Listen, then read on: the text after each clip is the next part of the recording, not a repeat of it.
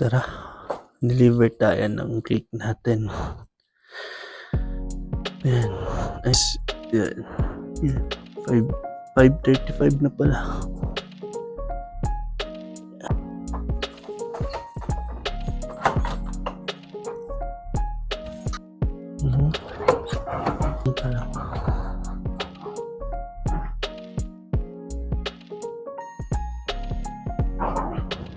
Gate.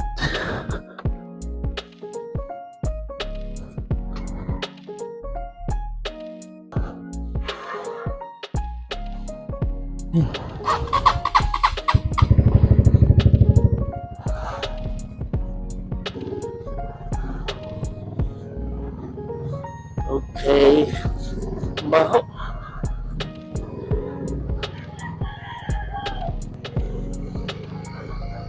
As you can see, sorry. Tingnan natin yung ating i-deliver. Yan. Super aga natin. So, bale, sa pa naman talaga to. Pero kanina, 5 AM, na tayo kasi niluto ko pa yung babaonin ng ating super sipag na asawa. Si teacher kasi siya, guys. Kaya, yan. Kailangan niyang bumaon. Kasi minsan, alam niyo ba, akala ng mga tao, kasi mataas yung sahod nila, ng mga teachers, akala ng mga tao, nalalamangan sila. Pero di nila alam, baon nila na yan, guys. Di yan natatapos sa school. Uwi nila yan. Ang dami pang ginagawa nila, mga paperworks, tapos yung mga extracurricular nila, yung nauubos yung oras nila. Kaya yung asawa ko, guys, pinapabaonan na lang namin ng agahan. Kasi minsan late na siya nakakatulog. Kung may mga halimbawa, lalo na kung may mga tatapusin pa siyang mga report or hindi ko alam kung anong tawag sa mga yan. Kaya hindi na lang ako mag-talk. Pero yung grupo kasi nila, hindi naman sa reklamo, pero palagi minsan narinig ko lang kapag nag-grupo sila. Ay, lamig. So, di-deliver tayo nitong cake ng aming ninang na super bait. Siguro, nalipat kasi siya sa BII kasi siya nagtatrabaho. Nalipat kasi siya sa Legazpi. Siguro magti 3 years na din. Kaya lahat ng orders niya ngayon, sobrang aga namin dinideliver. Kasi minsan, dinadala niya pa doon sa Legazpi. Yung biyahe doon, from Naga to Legazpi, siguro mga hindi rush hour, siguro mga 2.5 hours, ganyan. Kasi, ang nakita niyo dun sa balita, yung pagbisita ni Ina Vince, daming roblocking dito, guys. Sobrang daming roblocking. Kaya abala talaga siya sa motorista, sa mga bumabiyahe. Kaya ganyan yung biyahe niya. Pero kung wala sanang ganon, tapos kung maganda palagi yung daanan, yung kalsada, kaya naman siyang kahit 2 hours, kaya na siyang from Naga to Legazpi. Pero syempre may mga gantong mga araw, weekdays, may pasok, kaya kung medyo malilate ka talaga kasi maabala ka ng traffic ng mga estudyante. Kasi from Naga to Legazpi, alos lahat ng lugar, municipality, yung mga school nila, nasa gilid lang ng highway. Kaya yun, kailangan maaga talaga si Ninang bumiyahe kasi para di siya maabutan ng rush hour. Kaya alas 4, mga ganyan, dinideliver na namin. One time nga, nakakaya nga one time, na late ako, siguro mga 6 na ako nagising. Tapos yung cake, lalagyan ko pa ng mga details, kaya halos magsa-7 ko na siya na-deliver. Sa labas na siya ng bahay, naghihintay, nakakaya. Pero sobrang bait niya. Talagang wala kang makita sa expression niya na yung parang, alam mo yun, parang galit. Yan. Kaya, ayan, kinuha naman namin siya na Ninang. So, bali dalawa yan sila na taga-BIR. Yung isa naman, si Ninang Grace. Yan. Si Ninang Grace naman, di ba nalipat si Ninang Mayan sa BIR Legazpi. Si Ninang Grace naman yung pumalit sa kanya. Minsan di ka alam, mas okay pa yung ibang tao makitungo sa'yo kaysa sa sarili mong katugunan. Bakit kaya yun? So ayan, naliwanag na.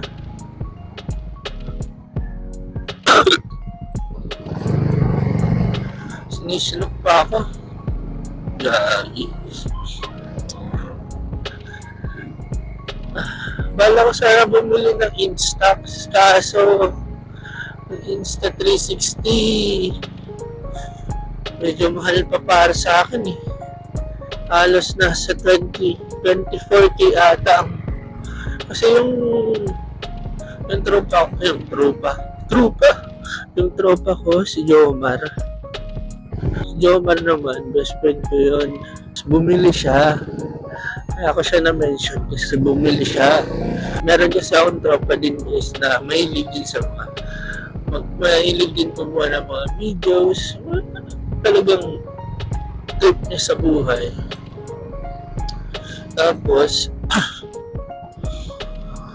meron siya nung set na install. Parang may case na siya na pwedeng parang SLR na yung case. Ganun.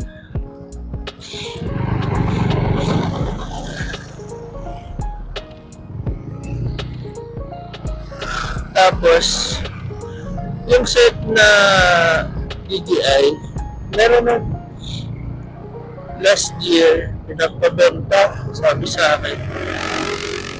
Yan, baka may mapagbentahan ka nito. Tapos, ito tayo na, dilim.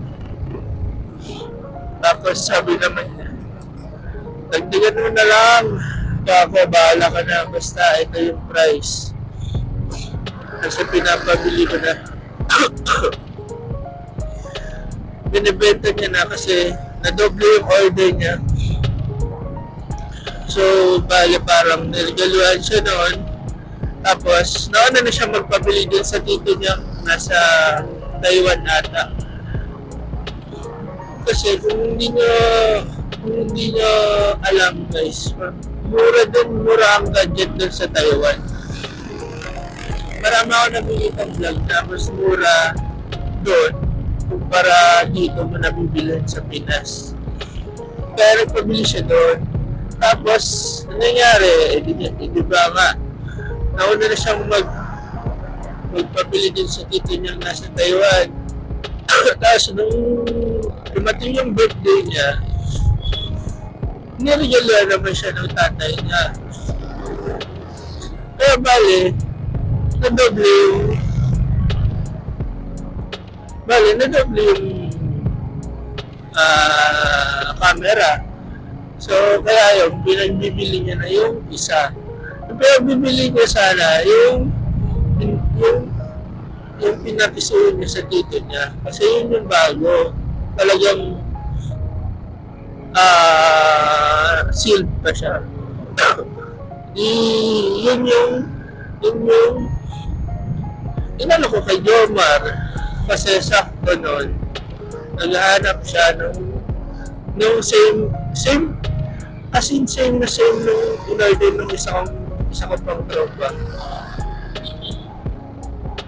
Tapos yun kasi best friend ko nga hindi na ako nagdagdag kung baga yung fixed price ng isa kong tropa.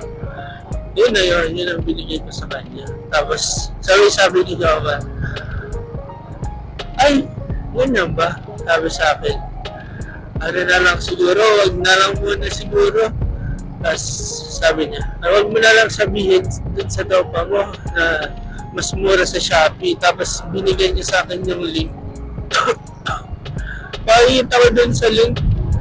Sa akin na mas mura talaga. Sabi ko, ay, diyan ka na lang. Kasi mura yan. Kasi yung isang tropa ko naman guys,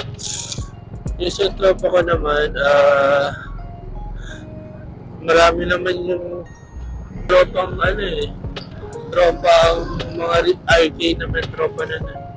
Kaya sabi ko ako mahina ako sa mga benta-benta na ganyan.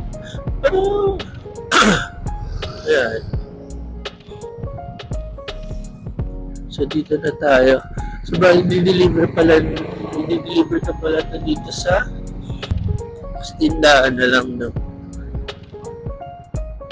Tindahan din na Ninang. So bukas na talaga siya.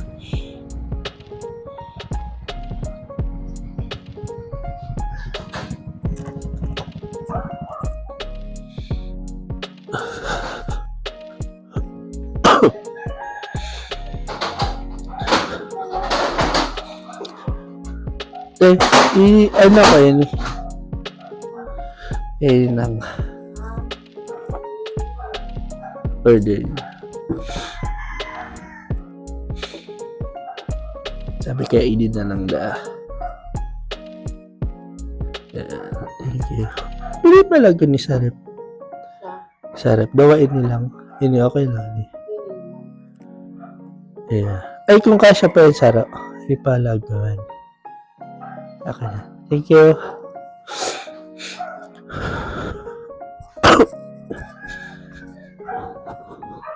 Okay na.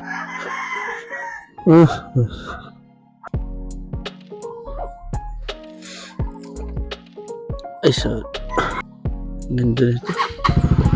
Nag-grocer. Taso.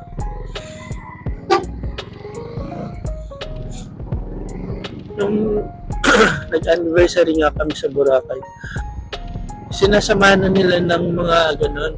Sinasabay na nila yung Insta360 kaya GoPro. Kaya kahit wala ka nun, kasi nga siya, mahal nga. Kaya kahit wala ka nun, ano na siya, meron ka na magagamit nun. Yun yung maganda din sa mga water activity sa Boracay. Mahal nga lang. Pero kung magaling ka magtawaran, makakamura ka din eh. Kasi yung trinay namin dun yung para sa hiling, yung may parachute kayo, tapos lilipad kayo dun sa gitna ng dagat. Trinay namin yun, tapos yung helmet na tinatawag nila yung meron lang oxygen na hawas, tapos maglalakad kayo dun sa 10 meters na 10 meters ba yun? 10 meters deep na tubig. Nandun yun sa isang vlog namin. Maglalakad ka lang dun. Ang astig nga ng helmet kasi doon natin mo doon parang duda ka eh. Kasi wala siyang lock. Pero meron siyang sa ilalim niya, yung helmet. Meron siyang parang sobrang laking ang tawag doon, sobrang laki na kala mo na rubber, pero ano siya, fiberglass. na sa super laki niya, nakashape doon sa pinakailalim ng helmet. Tapos 30 kilos yun. Mangyayari,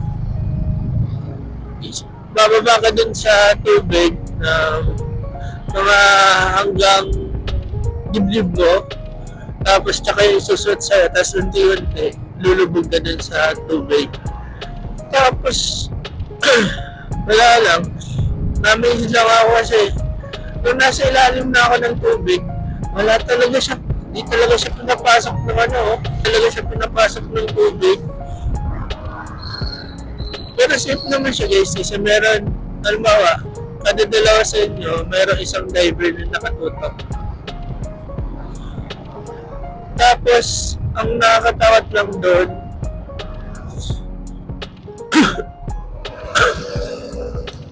ang nakakatakot lang doon yung pressure eh. Ako nga yung sa akin, feeling ko nabutas tong sa kanan, sa kanan kong tenga, nabutas naman yung eardrums. Kasi, pagkaahon ko, akala ko may tubig lang, pero sabi ko, basag na naman to. Kasi nung second year college ako, nabasag na to eh.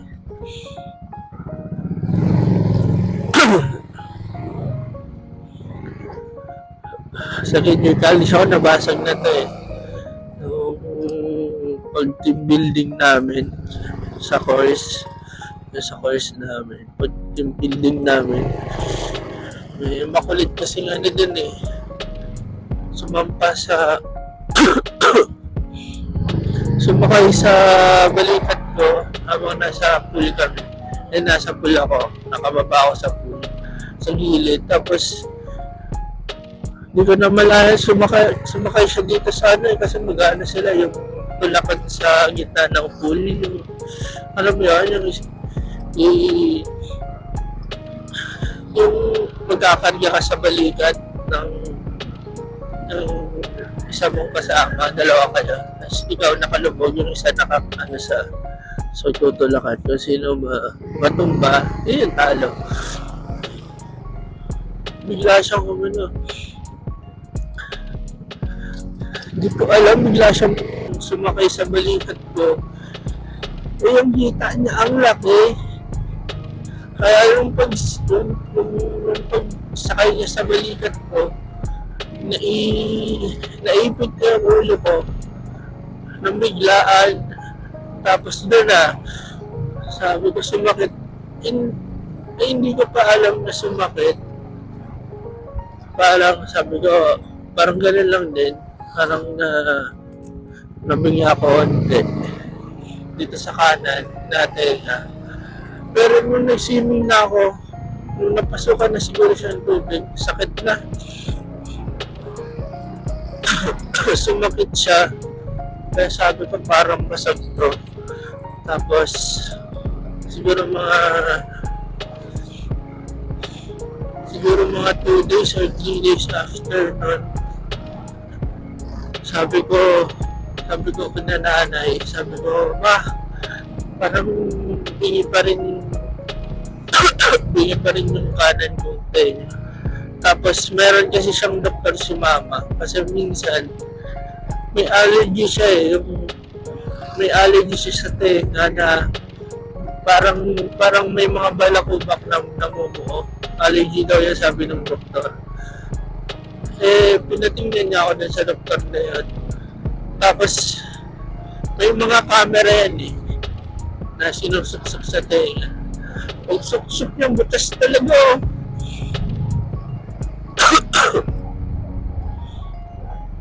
butas talaga yung eardrums ko.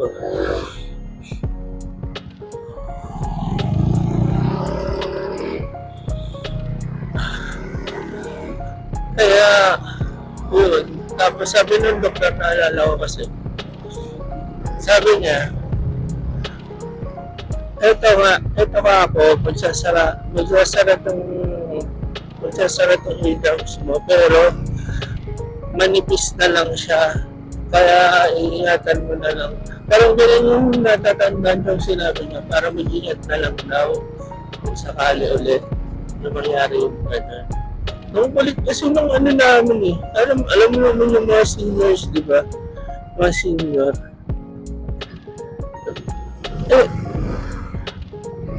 Eh, ano nga siya? Babae yun eh. Kaso malaking babae, hindi naman mataba. Pero alam mo yung matangkad siya, tapos basta malaki yung nita niya, pero hindi siya mataba. kaya hindi naman ako na ano, bigla lang kasi yung sumampa, parang tip lang nila. Tapos, yun nga, yung magtutulakan nga, meron na palang isa pa nilang kabatch na naka-ready na. Hindi ko naman alam kasi kagrupo yung mga ano eh, mga kabatch ko naman. Basta siguro sa hindi ako na ata sila na 8th year or 4th year na nga ata. Kaya mga ano eh, mga natawag doon, malilikat eh. Palibasa kasi mga matatanda sila. Yung bigla na lang kasi siyang parang tumalon na lang sa likod ko.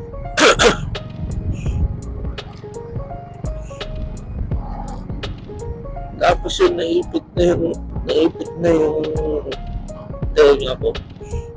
Basag.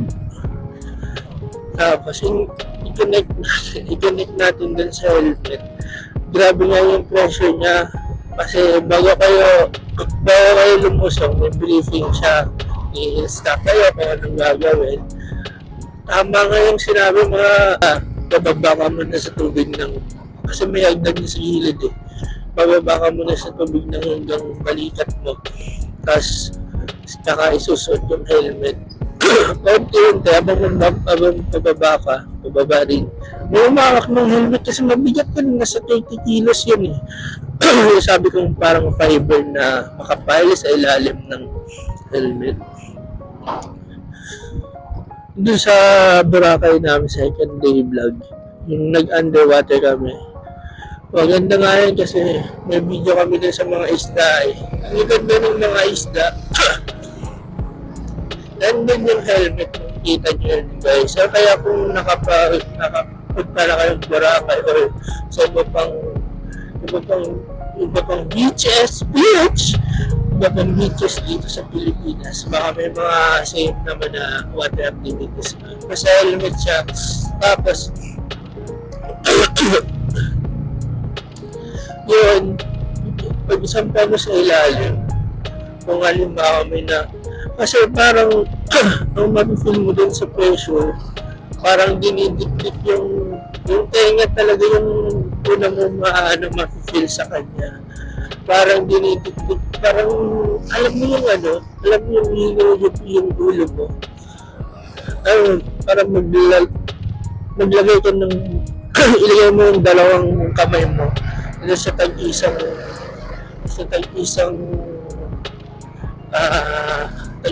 tenga mo, tapos dikdikin mo parang gano'n, yung isain mo yung ulo mo, gano'n yung ma-feel mo. Tapos may technique sila yung mag-ano ka, tawag doon, yung lulunok pa ng hangin. Parang gano'n, lulunok pa ng hangin. Tapos, yung pag hindi pa talaga siya parang nakawala, kasi habang palim gumagrabe yung pressure eh. Lumalala din yung feeling na parang dinitikdik yung ulo mo sa may tenga part. Papasok mo, pwede mo ipasok yung kamay mo, tapos iside mo lang yung ilong mo. Pero yung na-experience ko, pinasok lang ng diver yung kamay niya, hindi niya napinisa yung ilong ko eh. Okay na, nakakabilib na ako. Sabi ko, paano yung ganun? Sabi ko ganyan. Tapos, na-enjoy ko na yung nasa ilalim na ako. Naglalakad ako din sa ilalim mo. Lalakad ka din sa sand sa ilalim. Tapos, ganda nun. Sulit na sulit yung other activities doon. Kasi, basta nandun sa vlog ang ganda. Tapos, yun na nga, yung parasailing naman. Pero mas ano yung parasailing?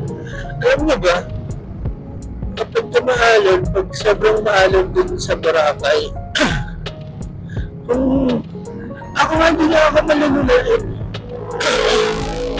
Hindi na ako malululain. Pero sasakyan nyo kasi, papunta dun sa, kasi Station 3 yung mga water activities eh. So, nasa gitna siya ng dagat. Yung mga parang ano nila, parang station ng mga activities. Halimbawa nga, yung parasailing nandito sa area na to, sa gitna ng dagat. Tapos yung sa helmet naman, dito naman sa area na to, sa gitna ng dagat. Kaya ang sasakyan nyo, speedboat, putik na yun. Pag sobrang alon, sabi, yung sa parasailing, di ba, iaangat ka para kayong mga, ano yun, para kayong mga saranggola. Pucha, mas nalula pa ako dun sa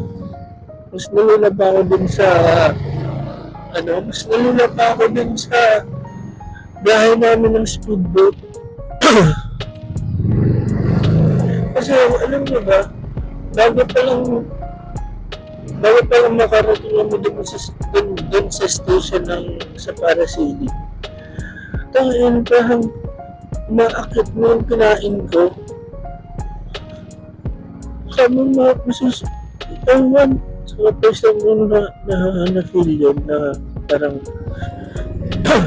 nasusuka ganyan. So, ito na tayo guys. Sa aming malupit na bahay. Iwag ko na lang ito dito kasi at dito naman si Mrs. mamaya lang. Pero mahalo pa pala ako. Tulog ko yan, sigurado. 6:18 pa lang.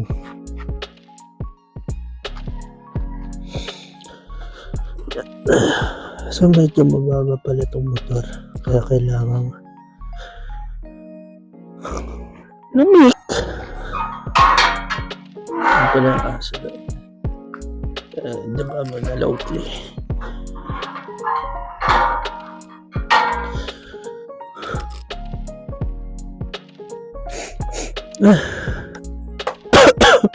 Sabi yung sipon ko guys. Yan yung bahay namin. Sa nung wedding namin, dito sabi ni mama tas ni papa. Ayan.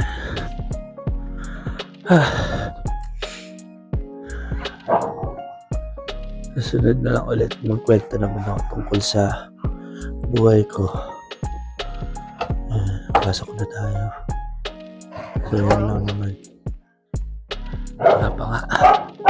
Tulog pa nga, diba? Ay, ito ko na lang ito sa bag. Kasi malilimutan ko na naman ito. Wala na naman siya. So